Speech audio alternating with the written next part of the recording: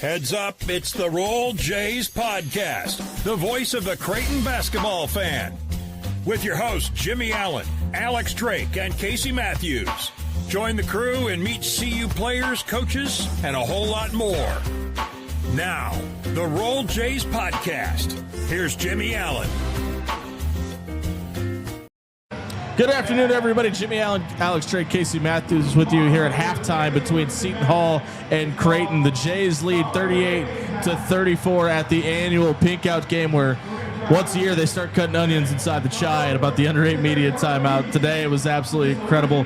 I got my first experience down on the court for it, and it is sold out for a reason, and there's not an empty seat in the house tonight. The basketball on the court has been great, but the experience in the stand has been second to none as well. As I mentioned, Creighton leads 38-34, led by Stephen Ashworth's 14 points. He is one of two Jays with a three-point basket made. Both he and Fedor Zugic have hit a three today. Fedor's had a season-high 9 minutes already today and a season-high 4 points as well.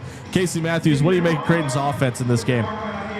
I liked what I saw late. Early in the game, I thought Seton Hall was doing a really good job of controlling the pace of the game and not really letting us run as much as we want to. And, whenever they got the ball there, you could see Shaheen, to slow it down. So I think that took us out of a rhythm. The last 5-7 minutes or so, I thought offensively we were much better. I think we hit our last 8 shots. So offensively, I really have no concerns. I loved getting the ball to Cockburner early, kind of setting the tone there. I like what I see. It's obviously nice to see Fedor play well. It's just a matter of time for him. His thing is it's defense. It's offensively, he's fine. He's played pretty well defensively, though. I mean, he's had a couple stops where they've kind of gone right at him, and he's done a good job sliding his feet and not giving up fouls and staying in front of ball carriers. Yeah, what you got to watch for him, though, is his spacing defensively. When he's not guarding the ball, he's really hugged up, and so with our defense, we're always in gaps, and he doesn't do a great job with that. So he's still learning that, but especially one of the defensive principles is when your man passes the ball, you got to jump to the gap. Late in the half, you might have noticed he was on the ball. They ran that curl that in the middle of the lane. His man passed the ball. He jumped to the ball really late. And he knew it, and at least he knows it. At least he's like, "Oh crap, I got to jump to the ball." So he'll get there. It's just defense for him. Yeah, he's starting to recognize some of those things where he's a little bit late here and there. I thought him, Trout, Mason, they all provided a little bit of a spark. They have the 3 best plus minus right now. I think defensively at times we haven't quite been on the string that we normally are. And then a couple of bad breaks, right? You see Jemiah Neal swat that ball. It goes right to the corner. Guy catches it, knocks down a 3.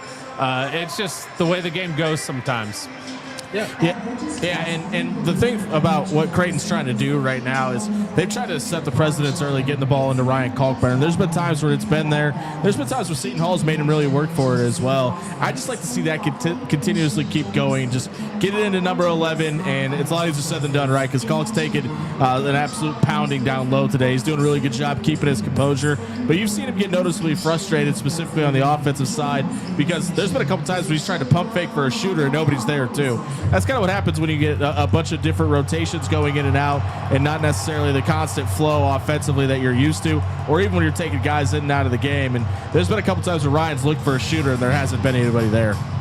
Yeah, I think you said it, Jimmy, and it's something that I really noticed early on is getting him the ball early in the possession before the defense can really set up, and then they're in, to where they're moving when the ball moves. Like if you can get him the ball early in the possession, I think we have a much better shot. His post move late, the 2 dribble in, spin back, finish with the left hand. I mean, that stuff is obviously just years of work.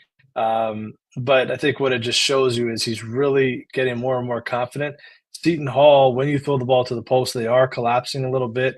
So his move and his if he's going to assert himself offensively and look to score, it's got to be right away.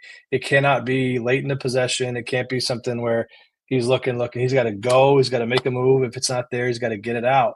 But the bottom line is he's got to touch it, and I think we've done a really good job with that so far.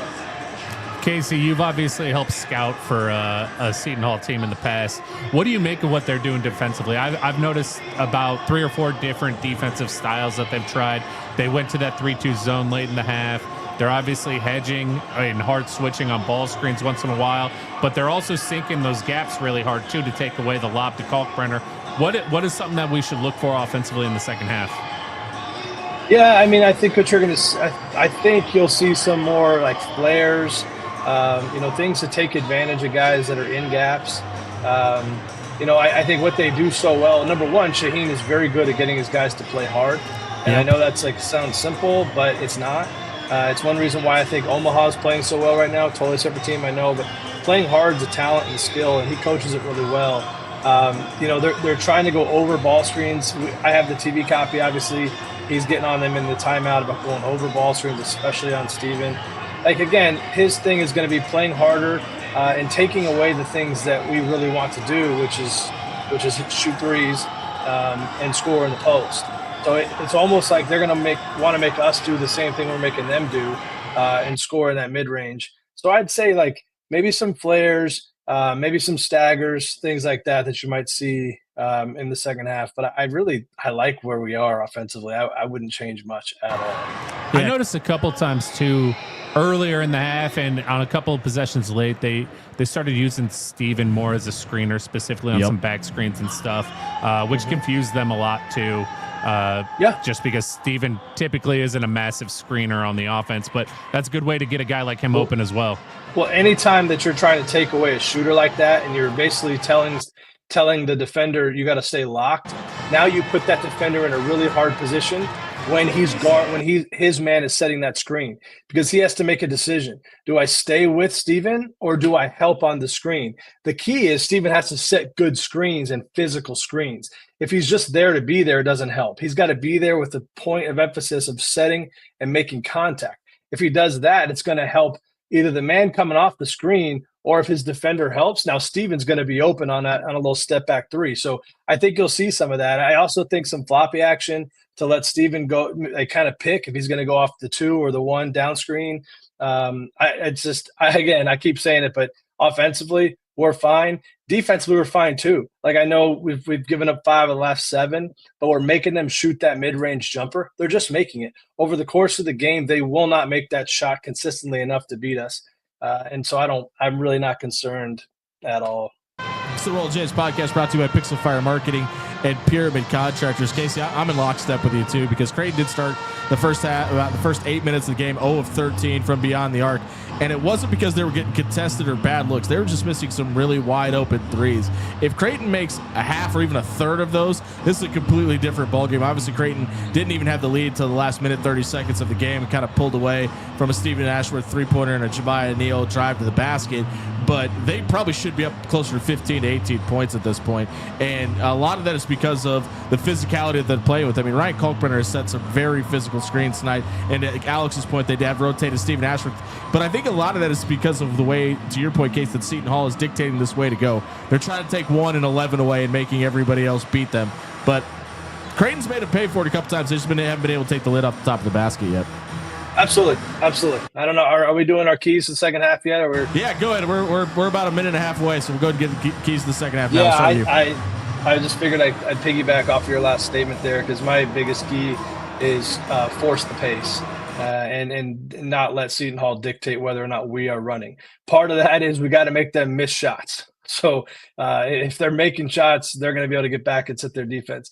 If they're missing shots, and I think you'll see Mac doing is go, we've got to get out and run and make them get back quickly defensively. And if we can, take advantage of that and score in transition. Straight key to the second half. Yeah, I agree. You got to control the pace, and a big way Creighton does that is by extending this lead early, right? You got to make Seton Hall feel like they got to run a little bit. And to Casey's point, make them miss shots, even shots that they've missed.